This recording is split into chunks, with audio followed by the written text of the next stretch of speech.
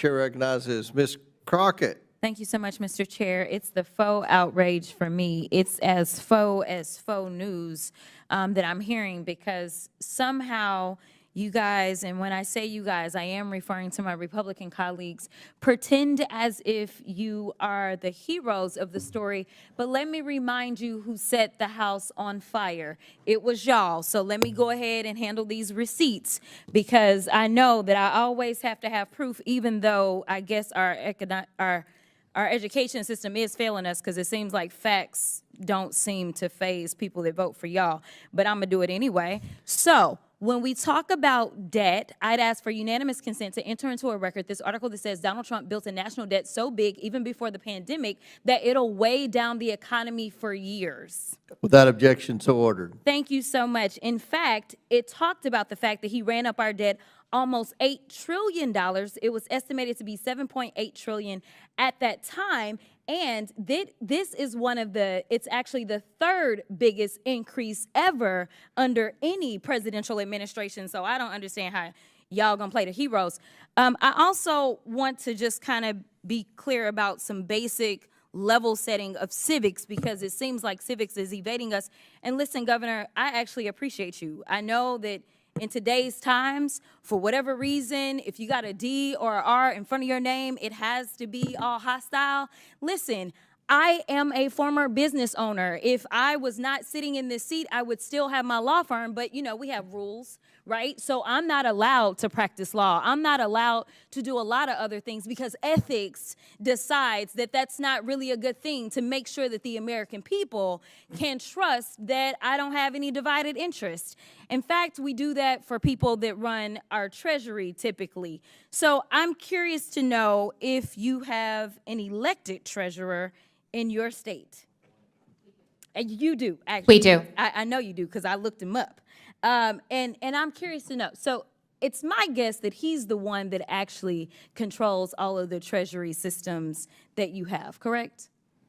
Some of the investments. He controls some of the investments, but also monies that need to be disseminated by the state, that's done by him, correct? Department of Management and the Treasurer's Office. Okay, in the treasurer's office. Two separate agencies. Okay, but you have an agency that does that, correct? Yes. Okay, and as you are having this agency do that, these are people that have some sort of ethics that they have to follow, I'm sure. I'm going out on a limb, because I don't know how anything works in Iowa. I'm just being honest with you. Yes. Okay. Here is the deal. I want the American people to understand that Democrats are not against efficiency. In fact, the last time that this country actually ran to the extent that there was a balanced budget and actually there was a surplus, it was a Democrat in the White House. His name was President Clinton. So we are not against this.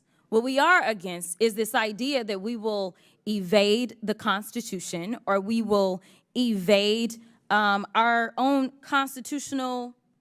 In fact, it's not even an invasion. At this point, it feels as if y'all have just decided that y'all are going to castrate your constitutional duty and hand it over to someone who is unelected. It doesn't matter how many cheerleaders he had on the field campaigning for him. That doesn't mean that he gets to go in and sit atop any of our agencies. And the fact that we had a vote today and we asked to bring him in because we have a constitutional duty, we all took our oath, and maybe some of y'all just don't take it seriously. But I take it seriously when I take an oath to do a job, and my job is to look out and make sure that we don't have any kings or queens in this country. But it seems like y'all have decided that it's going to be Mr. King and his queen, and y'all can pick which one is which.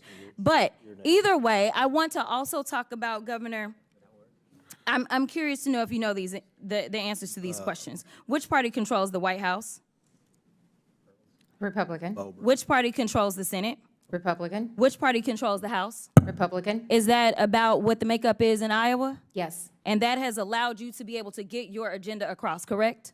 Yes. And you haven't had to bring in somebody to basically usurp any types of norms because you worked through the process, correct? Well, I did executive orders, Yes or no? 2080 Yes or no? agreements, and then Yes- went to yes the or no? Because legislature we've as only well. got It wasn't to- all of the above. I'm going to reclaim my time because I All of only the got so above. much time left. All of the I above. also want to point out that you specifically talked about that you recently had 3 national declarations for disasters, and I want to enter into the record a unanimous consent. Trump moves to abolish FEMA, shift disaster response to states. Without objection. And my so ordered. final unanimous consent I'd ask says that Mike Johnson's budget plan is at risk of collapse, even though we know that y'all control all 3 levers of government. So if this is what y'all want to do, then go ahead and clean it up and fix it and just go through the process. And honestly, there's nothing that Order. we will be able to say about it. Order. And with that, I will yield.